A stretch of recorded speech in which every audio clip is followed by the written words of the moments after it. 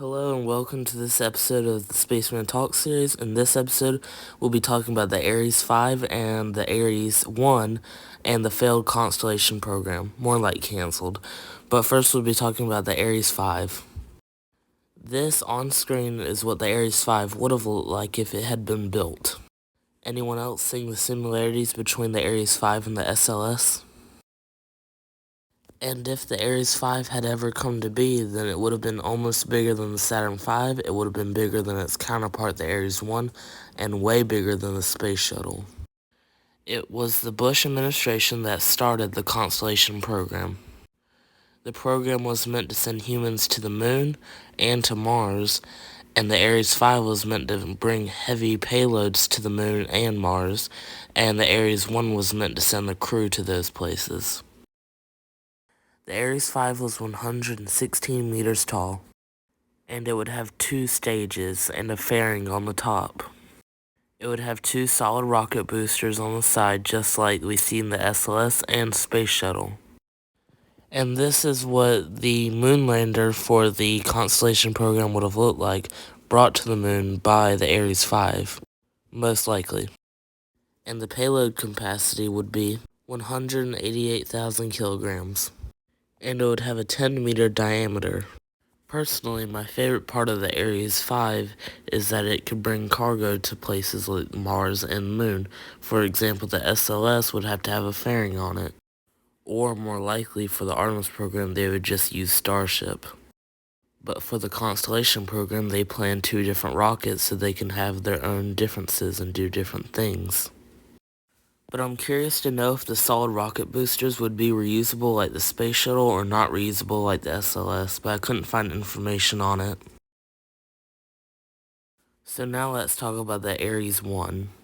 The Ares 1 was meant to bring astronauts to the Moon and possibly Mars, and the Ares 5 was meant to bring the cargo to those places to actually build the settlements and bases. The Ares 1 would not be reusable, but we actually did see a rocket launch of the Ares 1. So I'm going to play the video of the Ares 1 launching. 3, 2, 1. Ignition and liftoff of Ares 1X.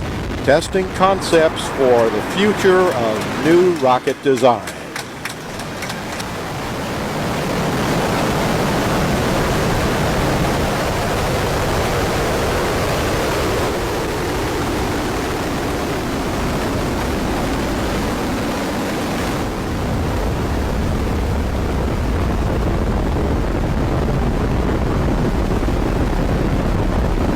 Altitude now 2 miles.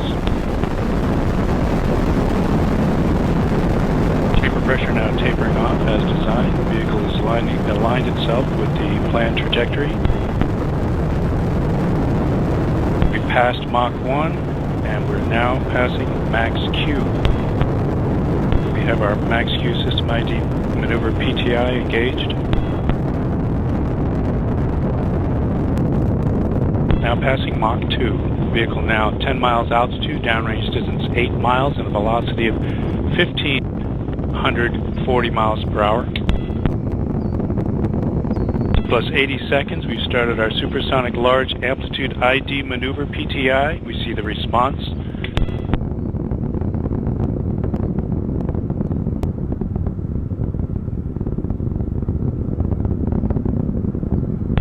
And we started the last PTI maneuver, structural mode ID, and we passed T plus 105 seconds.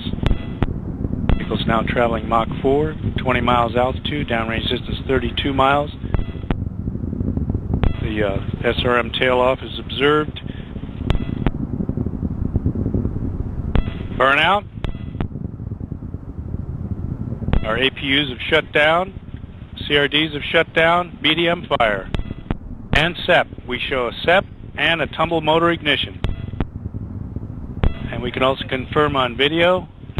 We see both parts of the vehicle tumbling, the first stage as well as the upper stage. Successful separation. Good clean signal all the way. T plus 150 seconds.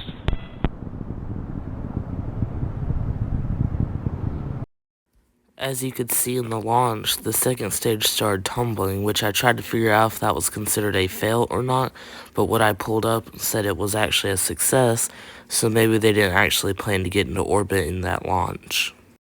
But that was actually the Ares 1X, and the main configuration for the rocket, the Ares 1, would actually have some orange parts like in the photo right here. That was just basically a test vehicle to see if the basic rocket design would work or not. And here's a cool photo of the Ares 1, Ares 5, Space Shuttle, and Saturn V all next to each other. The Saturn V only has the Ares 5 by just a little bit. And the Orion capsule for the Artemis program was originally planned for the Constellation program, and the Ares 1 would have carried it to space and the moon, but once the Constellation program was canceled, it got carried over to the Artemis program. Personally, I like the design of the Ares 1 a lot more than the Ares 5, but I like the idea of the Ares 5 more than the Ares 1 because it would actually bring cargo to the moon, while the Ares 1 would only bring the humans to the moon like the Artemis rocket, or SLS. Well, that's it for this video. I hope you guys enjoyed. If you did, you could leave a like or maybe even subscribe, but I'll see you in the next video.